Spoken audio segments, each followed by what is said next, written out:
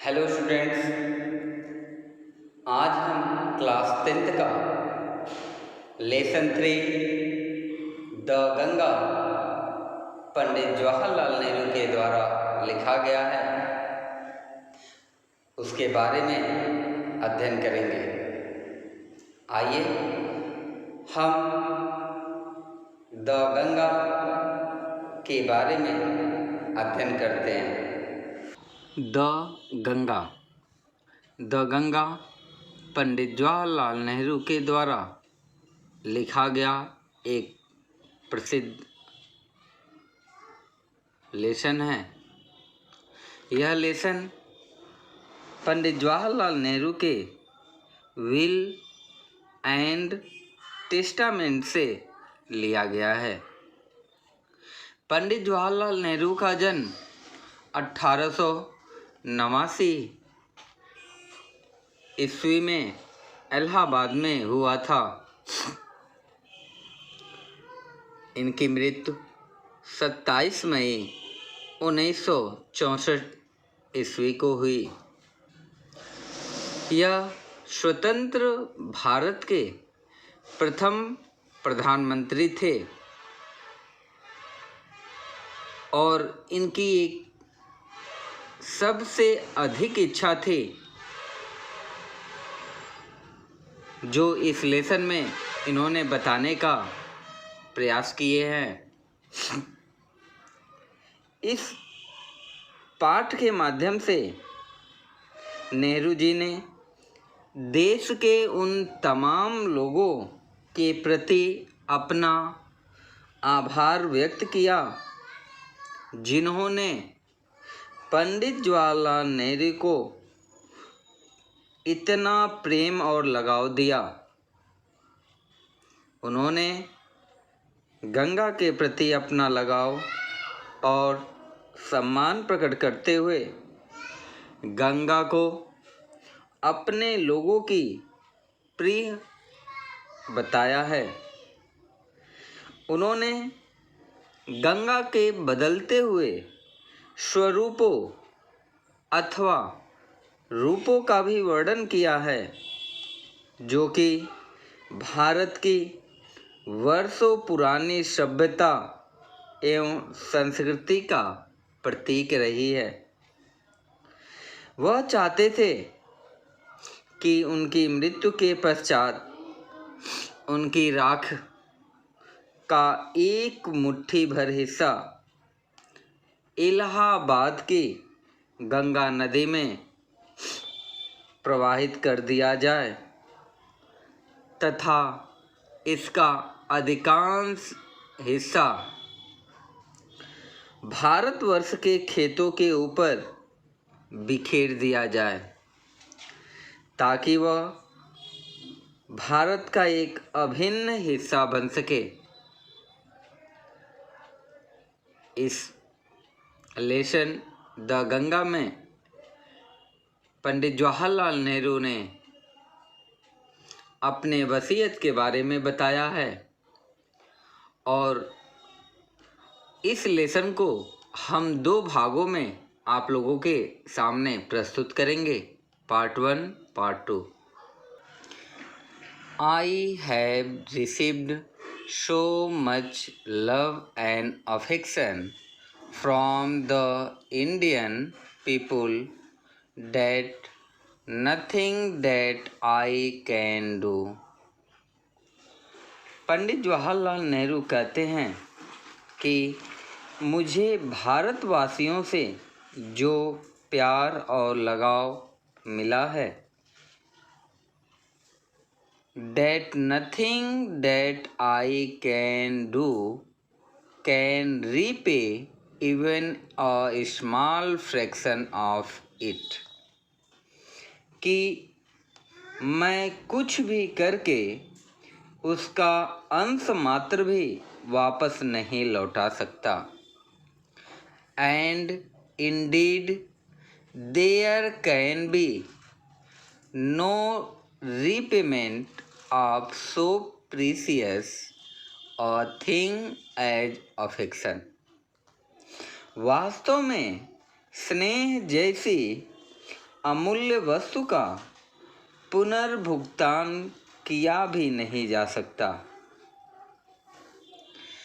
Many have been admired, some have been revered, but the affection of all classes of the Indian people has to come to me in such abundant measure that I have been overwhelmed by it. बहुत से व्यक्तियों की प्रशंसा की गई, कुछ को सम्मान दिया गया, लेकिन भारतवासियों के प्रत्येक वर्ग से मुझे जो लगाव मिला उससे मैं बहुत अधिक अभिभूत हो गया हूँ। I can only express the hope that in the remaining years I may live.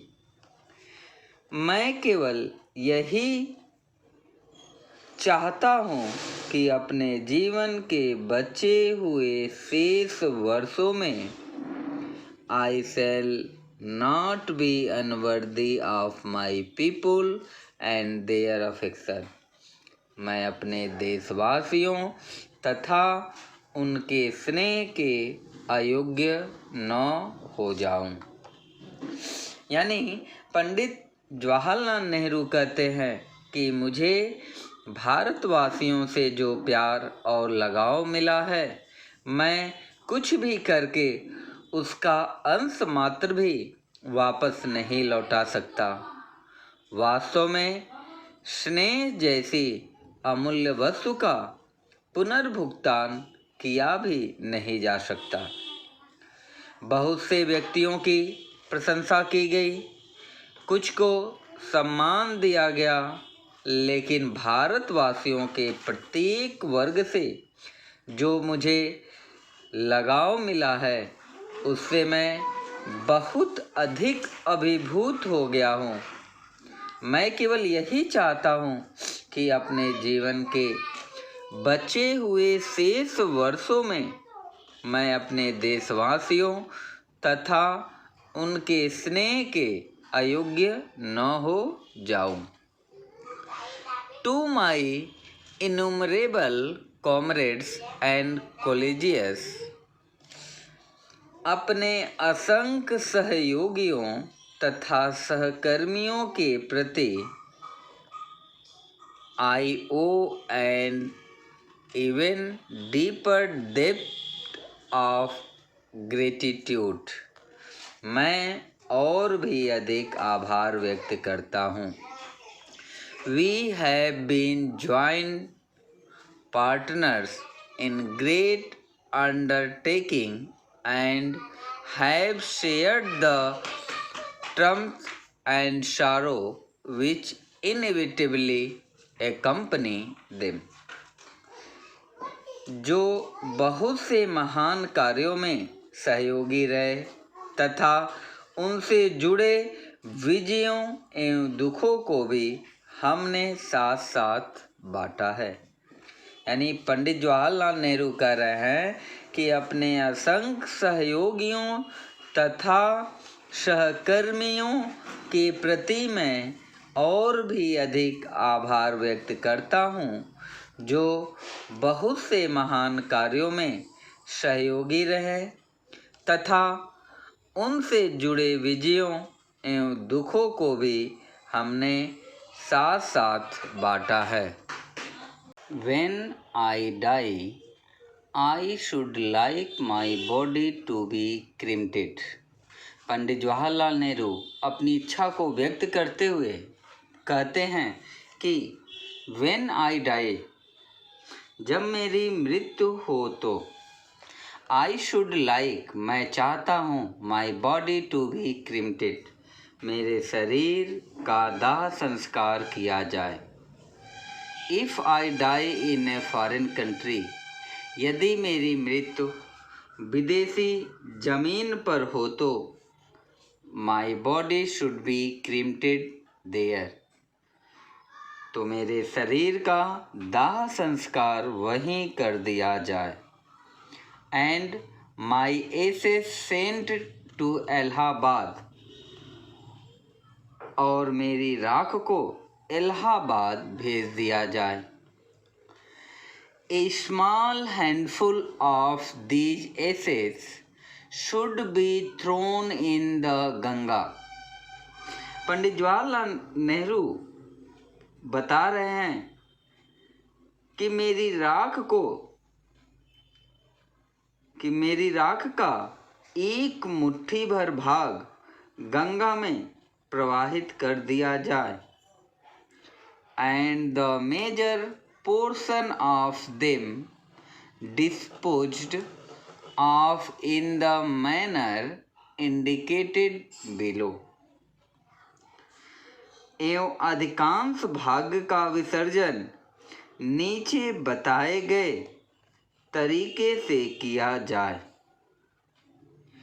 No part of these should be retained or preserved.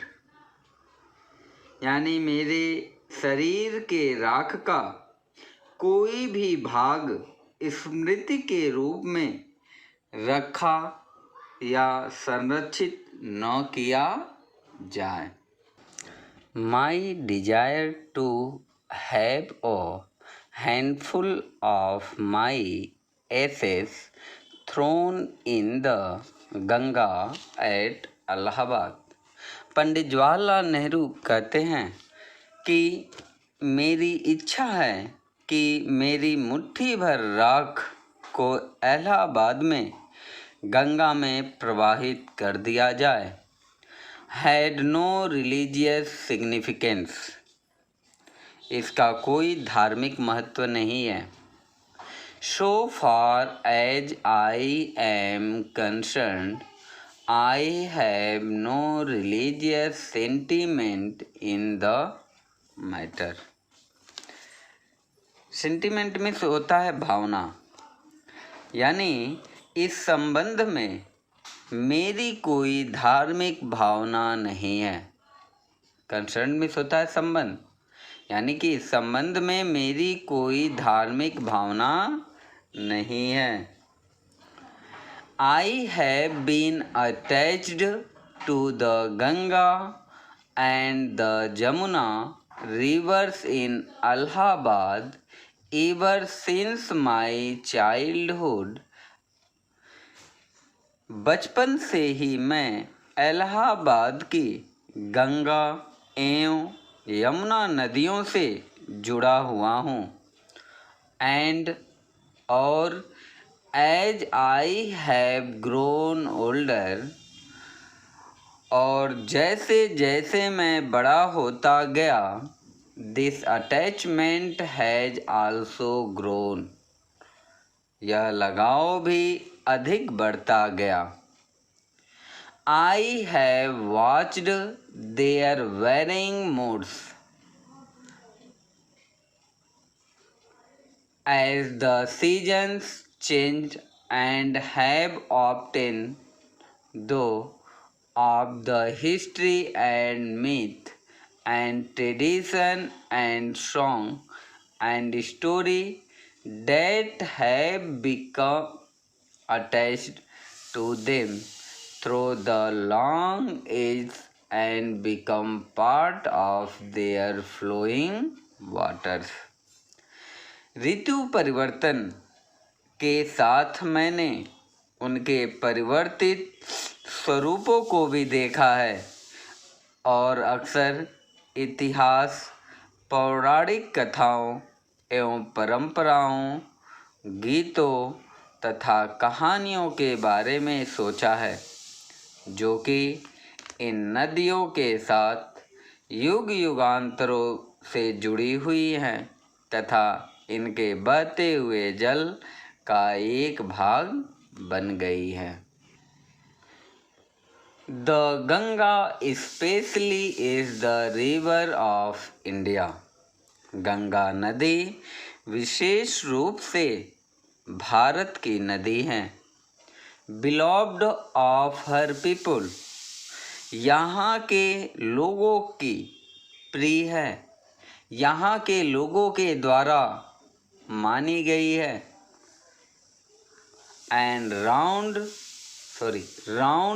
which are intertwining her racial memories, hopes and fears, her songs of triumph, her victories and her defeats, जिसके चारों ओर उसकी वंशी स्मृतियाँ, उसकी आशाएं एवं भय, उनके विजय गीत, उनकी विजय एवं पराजय से जुड़ी हुई हैं। She has been a symbol of India's age-long culture and civilization, ever changing, ever flowing, and yet ever the same Ganga. वह भारत की युग युगांतरों पुरानी सभ्यता एवं संस्कृति का प्रतीक रही है, हमेशा परिवर्तनशील, हमेशा प्रवाहमान, परंतु गंगा फिर भी वही है। She reminds me of the snow-covered peak and the deep valleys of Himalayas, which I have loved so much, and of the rich and vast plains below, where my life and work have been cast। वह मुझे हिमालय की बर्फ से ढकी हुई उन चोटियों तथा गहरी घाटियों की याद दिलाती है जिसे मैं अत्यधिक प्रेम करता हूँ। गंगा मुझे उपजाऊ और विशाल रूप से फैले हुए मैदानों का स्मरण कराती है, जहाँ मेरे जीवन एवं कार्य को साकार रूप प्रदान हुआ। Smiling and dancing in the morning sunlight। प्रातः काल के सूर्य के प्रकाश में गंगा मुस्कुराती एवं नाचती हुई प्रतीत होती है। and और dark and gloomy and full of mystery as the evening shadows fall। और जब सायंकाल की परछाई पड़ती है तो वह अंधेरी, उदास एवं रहस्यों से भरी हुई हो जाती है। यानी मिस्ट्री में होता है रहस्य। A narrow, slow and graceful stream in winter। शीत ऋतु में एक सक्रिय, मंद गति एवं आकर्षक जलधारा की तरह and a vast roaring thing during the monsoon। आकर्षक जलधारा मानसून में एक विशाल गर्जना करती हुई प्रतीत होती है। दिया है ना? A narrow, slow and graceful stream in winter and a vast roaring thing during the monsoon। यानी शीत ऋतु में एक सक्रिय मंद गति एवं आकर्षक जलधारा मानसून में एक विशाल गर्जना करती हुई प्रतीत होती है। Broad bosomed almost as the sea and with something of the sea's power to destroy। प्रायः समुद्र के समान विशाल वक्ष वाले एवं समुद्र जैसी विनाशकारी शक्ति लिए the Ganga has been to me a symbol. Ganga मेरे लिए भारत के ऐसे अतीत का स्मृति प्रतीक चिन्ह है and memory of the past of India, जो भारत के ऐसे अतीत का प्रतीक स्मृति प्रतीक चिन्ह है, running into the present and flowing on to the great ocean of the future, जो वर्तमान से जुड़ी हुई है तथा भविष्य के विशाल सागर की ओर बह रही है।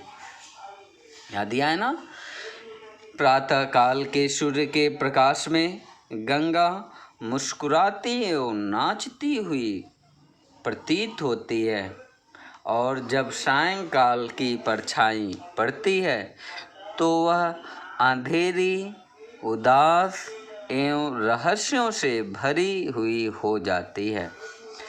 शीत ऋतु में एक सक्रिय, मंद गति एवं आकर्षक जलधारा मानसून में एक विशाल गर्जना करती हुई, प्रायः समुद्र के समान विशाल वक्ष वाली एवं समुद्र जैसी विनाशकारी शक्ति लिए गंगा मेरे लिए भारत के ऐसे अतीत का स्मृति प्रतीक चिन्ह है, जो वर्तमान से जुड़ी हुई है तथा भविष्य के विशाल सागर की ओर बह रही है। And though I have discarded much of past tradition, यद्यपि मैंने बहुत सी पुरानी परंपराओं एवं एंड कस्टम और रीति रिवाजों को त्याग दिया है ना।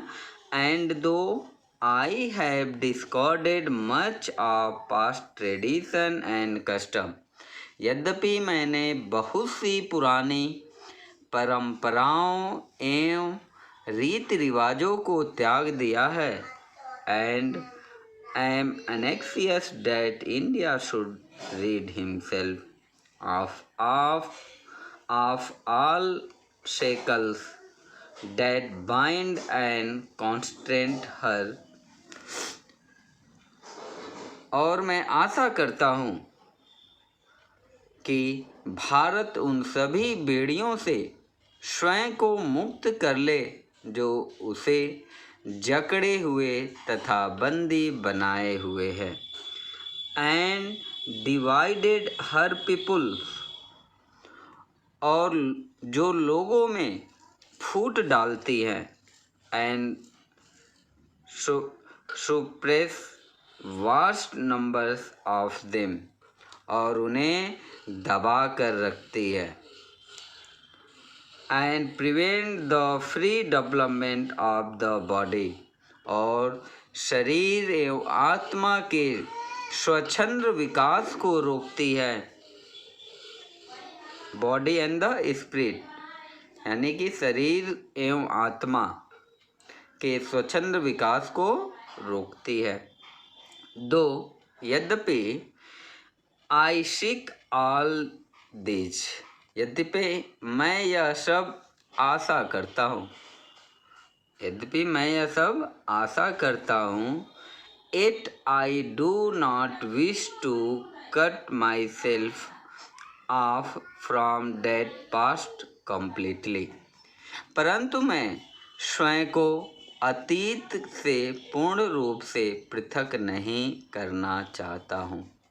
पंडित जवाहरलाल नेहरू कह रहे हैं कि मैं स्वयं को अतीत से पूर्ण रूप से पृथक करना नहीं चाहता हूँ। I am proud of that great inheritance that has been and it ours, मुझे उस महान विरासत पर गर्व है। इनहेरिटेंस में होता है विरासत, दिया ना। I am proud of that great inheritance, कि मुझे उस महान विरासत पर गर्व है, दैट जो has been and is ours, जो हमारी रही है और आज भी है, और मैं जानता हूँ। And I am conscious that I too, कि सभी की बात दिया ना, I am conscious that I too like all of us am a link in the unbroken chain. यानी कि पंडित जवाहरलाल नेहरू कहते हैं कि सभी की बात मैं भी इस अटूट श्रृंखला का एक हिस्सा हूँ, जो भारत के अविस्मरणीय इतिहास की ओर ले जाती है, दिया ना, which goes back to the dawn of history in the immemorial past of India. यहाँ कह रहा है ना कि जो भारत के अविस्मरणीय इतिहास यानी अतीत की ओर ले जाती है। That chain I would not break, यानी मैं इस श्रृंखला को नहीं तोड़ूंगा, मैं इस श्रृंखला को नहीं तोड़ूंगा। फॉर आई ट्रेजर इट, क्योंकि मैं इसे अमूल्य मानता हूँ, क्योंकि मैं इसे अमूल्य मानता हूँ। And seek inspiration from it, तथा मैं इसी से प्रेरणा लेता हूँ, तथा मैं इसी से प्रेरणा लेता हूँ। And as witness of this desire of mine, और इस इच्छा को साक्षी मानकर, इच्छा को साक्षी मानकर, and as my last homage to India's culture inheritance, भारतीय सांस्कृतिक विरासत के प्रति अपनी अंतिम श्रद्धांजलि के रूप में मैं विनती करता हूँ। दिया ना, I am making this request, यानी मैं विनती करता हूँ, मैं प्रार्थना करता हूँ, मैं निवेदन करता हूँ। डेट की a handful of my ashes, कि मेरी राख का एक मुट्ठी भर भाग, be thrown into the Ganga at Allahabad, मुट्ठी भर भाग इलाहाबाद में गंगा में प्रवाहित कर दिया जाए।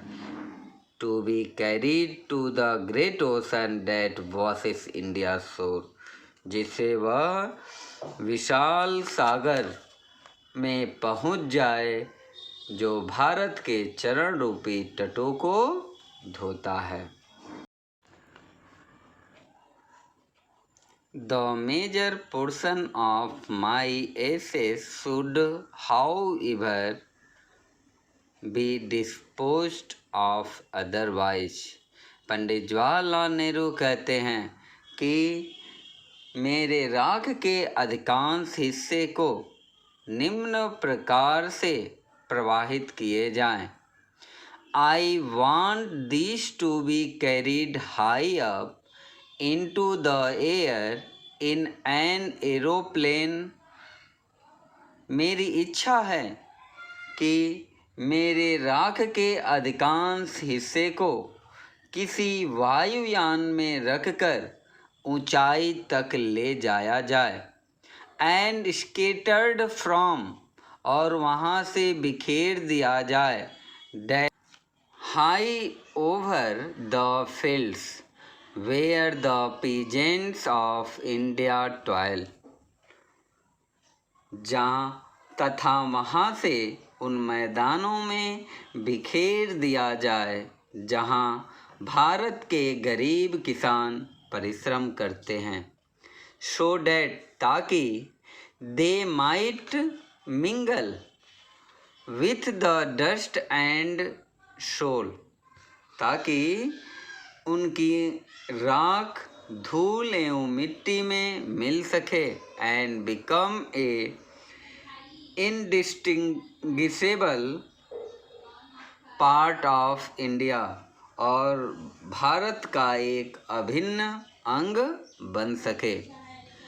I have written this will and testament in New Delhi on the 21st day of June in the year 1954। मैंने यह वसीयतनामा एवं इच्छा पत्र नई दिल्ली में 21 जून 1954 को लिखा है। पंडित जवाहरलाल नेहरू। पंडित जवाहरलाल नेहरू 21 जून 1954। यानी दिया है ना कि मैं यह वसीयतनामा, विल मिस होता है इच्छा पत्र और टेस्टामेंट मिस होता है वसीयतनामा, जिसमें हम अपनी वसीयत लिखते हैं। दिया है ना, मैंने यह वसीयतनामा एवं इच्छा पत्र नई दिल्ली में 21 जून 1954 को लिखा है। यह लेसन कंप्लीट होता है। Thank you.